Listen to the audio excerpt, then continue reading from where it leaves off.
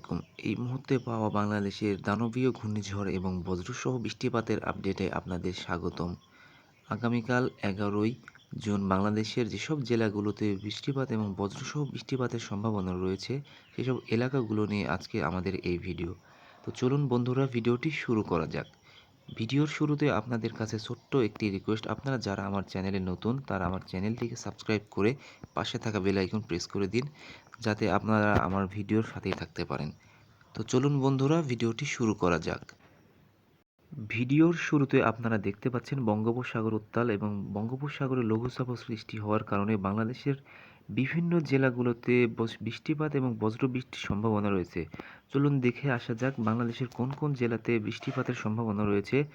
আপনারা দেখতে পাচ্ছেন কক্সবাজার, চট্টগ্রাম, বরগুনা, মাদারীপুর, যশোর, কুমিল্লা, ঢাকা এবং রাজশাহী, বগুড়া, ময়মনসিংহ, সিলেট এবং রংপুরের আকাশে মেঘাচ্ছন্ন রয়েছে এবং হালকা থেকে মৃদু ঝোড়ো হওয়া এবং বজ্রসহ বৃষ্টিপাতের সম্ভাবনা রয়েছে।